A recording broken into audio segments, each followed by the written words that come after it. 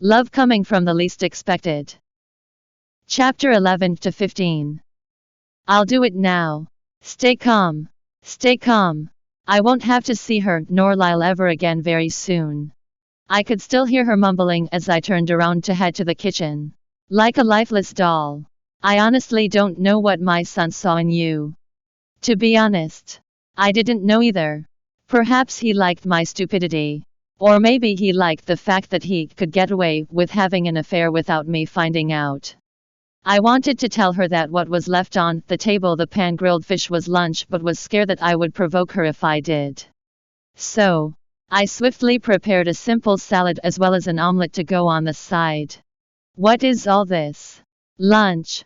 The half-eaten pan-grilled fish that Christopher had been picking at looked out of place among the other dishes on the dining table. Do you think I'm blind? I know it's lunch. She snapped. I'm asking you what you cooked. Don't try to change the subject. This is a pan-grilled fish, a salad, and an omelette. Wendy huffed. My son is working to the bone. Not only does he have to manage the company, but he also has to be the breadwinner of the family. And this is all you are feeding him. Yeah, right. I'm sure he's working just as hard to get into some other woman's pants. I took a seat at the dining table, hanging my head as I let her words go in one ear and out the other. My stomach was already grumbling out loud, and my patience was wearing thin. Are you done? You need to make a nutritionally balanced, full-course meal next time with all sorts of options for him to choose from. Don't you know how tired my son is after returning home from work every day? No, but I bet he must be tired from his daily hookups. All right. I'll make beef stew for him tonight. How shameless.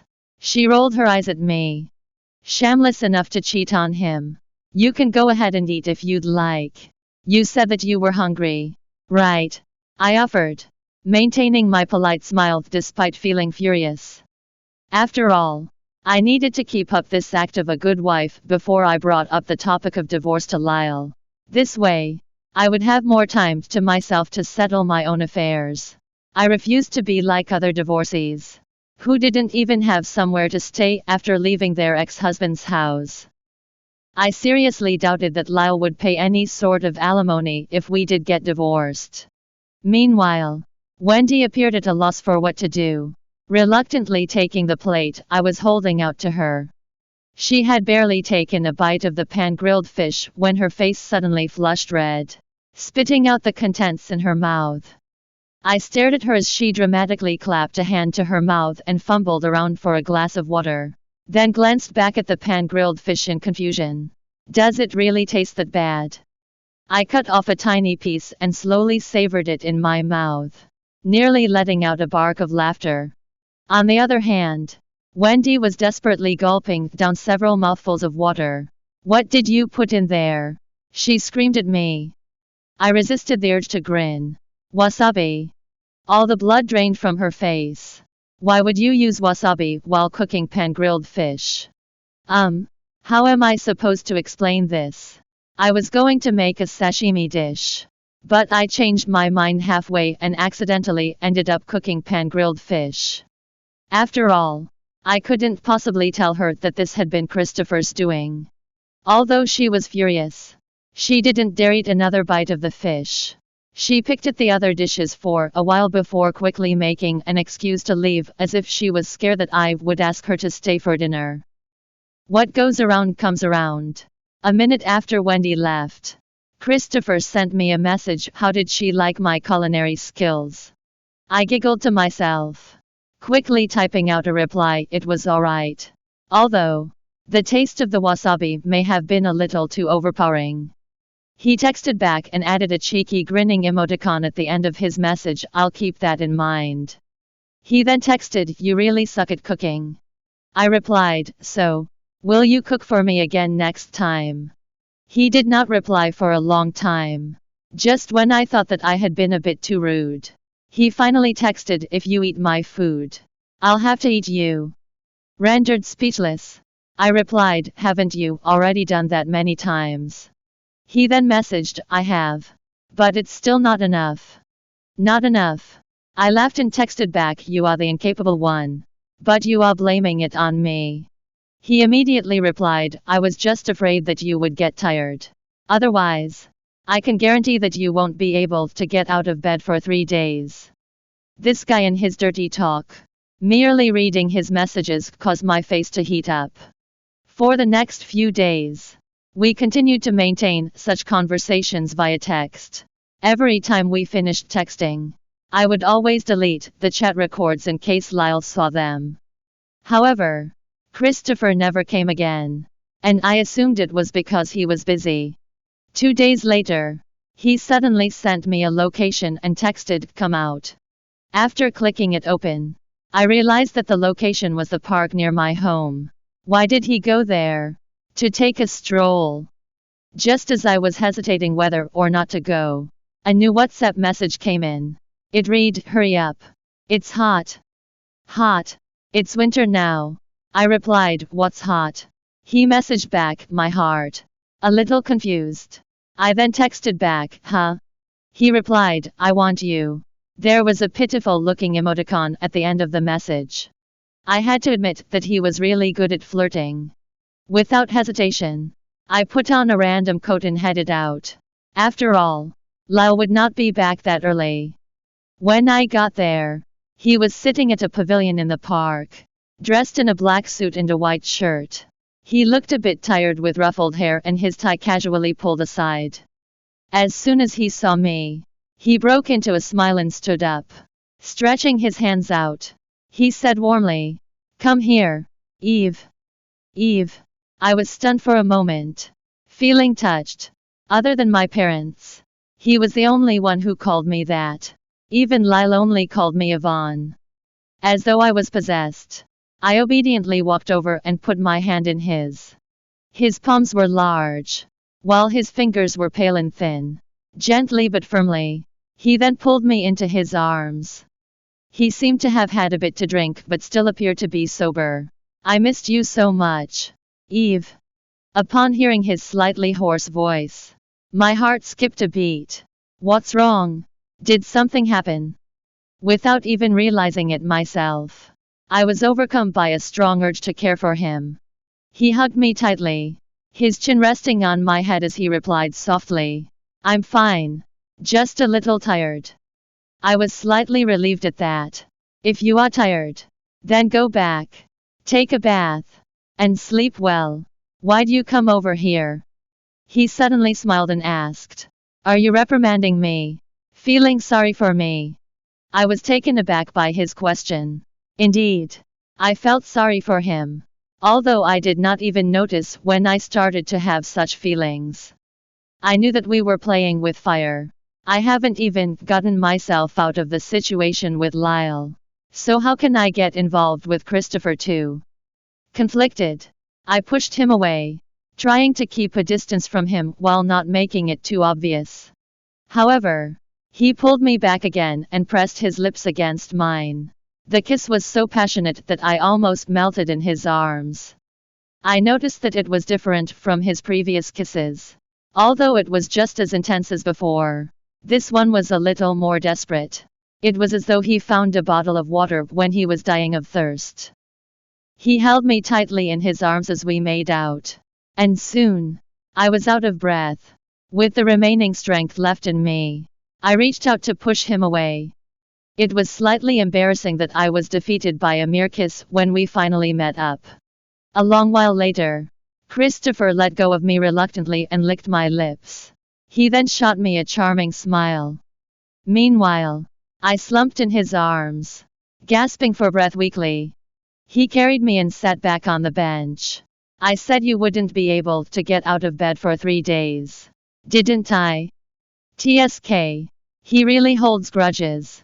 Just as he leaned in for another kiss, I raised my hand to block him. Don't. Others will see. Pulling my hand away, he said, who would come here so late at night? I wouldn't either if it weren't to eat you. I was speechless at his words. However, he had a point.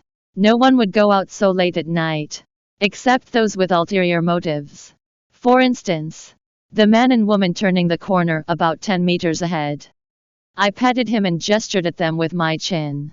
Your friends here. He glanced over indifferently, then kissed me on the cheek when I was not paying attention. Only then did he reluctantly let go of me. Definitely not mine. The pair arrived just as we stood up. The moment Lyle saw me, his expression darkened. You. He stuttered for some time but did not manage to finish his sentence. Yet, although he was inarticulate, his eyesight was good. Almost immediately, he noticed that Christopher was beside me. With that, his face fell even more. Initially, I thought that he would just lash out at me right there and then. However, instead of doing so, he stepped forward and gave me a tight slap. Stunned, I was overwhelmed with indignation. But you were the one who cheated on me first. It was apparent that Lyle had completely forgotten that his mistress was still beside him. Just then, Christopher pulled me behind him before he questioned in a disdainful tone. Lyle, don't you think it's unseemly for you to slap Eve when you brought another woman to the park at this hour? Lyle froze for a moment. Then, he discreetly shook off the woman's hand. This is my family matter. You don't need to worry about it. Also, you are not in the place to call her Eve. You'd better take care of your other dalliances first. As soon as he was done speaking, he came over and grabbed my hand. However, I flung his hand away. It was the same one that he used to hold that woman just now. Don't touch me after you have touched another woman. He had probably not expected that I would go against him. As a result, he stood rooted to the spot with an unfathomable expression. However, no thief would admit to stealing. He merely froze for a moment before immediately disguising his guilt with rage. Great. I've suspected you two for a long time now. Previously, for some reason, you two share the same bowl. When Mom told me that you two were being fishy, I even made up excuses for you. Well, he was not wrong. After all, I did cheat on him by getting involved in a love affair with Christopher. Thus, I had nothing to say about that. However, I was infuriated that he had the audacity to accuse me of being unfaithful when he was the one who cheated first. How bold and thick-skinned. Christopher sneered as he retorted. What a shame. We only shared a bowl. Unlike both of you who've already slept in the same bed. You, Lyle said furiously. Knowing that he could not win the argument, he decided to take action instead. Seeing that the situation was gradually getting out of hand, I was afraid that they would actually get into a fight, intending to pull them apart. However, before I could do anything, I suddenly felt dizzy, and my legs went weak, causing me to slump onto the ground. I've taken my meal just now, so why's my blood sugar so low? Christopher wanted to help me up, but Lyle pushed him away. As my head was spinning, I could only let Lyle leave with me in his arms. Once we were home, he acted unusually caring toward me. How do you feel, dear? Are you still dizzy? I'll go get you a glass of warm water. At first, I was a little moved by his kind gesture. However, as soon as I heard the words warm water, those feelings faded away instantly. It seems that warm water is the cure to everything. Whenever I have cramps or I'm down with a cold, he would ask me to drink it. But I'm dizzy now. So what's the use of drinking warm water? You might as well make a cup of sugared water. Nevertheless, I couldn't be bothered to correct him as I knew that it would be pointless. Seeing as I did not speak, he assumed that I had agreed and dashed out of the room. Meanwhile, I lay back on the bed and rested. Although my world no longer spun, I was still a little dizzy. Moreover, I felt nauseous and had a strong urge to vomit. Nausea. Vomit. At that moment, an ominous thought flashed across my mind. Have I missed my period for 2 months? What are the early symptoms of pregnancy? I quickly picked up my phone. Right then, a notification popped up. It was a message from Christopher. You okay? I'm outside the door. Ignoring him, I hastily typed out a few words and began to search for answers while a shiver ran down my spine. How is it possible? I felt like the world was coming to an end. I had been married to Lyle for 2 years, which was also the amount of time I waited to carry a child. However, I had not gotten pregnant at all during the past 2 years. So how did I get pregnant all of a sudden? Moreover, it happened during the period in which I had slept with Christopher. I was overcome with anxiety, for I was not sure who the child belonged to. Furthermore, regardless of whether the child was Christopher's or Lyle's, the outcome was not what I had hoped for. After all, I was already planning to get a divorce, so having a child would only be an extra burden to me. Just then, Lyle came back with a glass of water. He carefully helped me up and said, "Here's your water, dear. Drink it slowly. It's a bit hot." Afterward, he gently blew on the water to cool it down before slowly bringing it close to my mouth, as though he was worried that I would burn myself. He watched me like a hawk. "Calm down, Yvonne. You have to calm down." Although I was so nervous that my entire back was drenched with sweat, I still pretended to be calm as I took the cup. "I can do it myself." In the past, a single greeting from him used to make me happy for 2 days.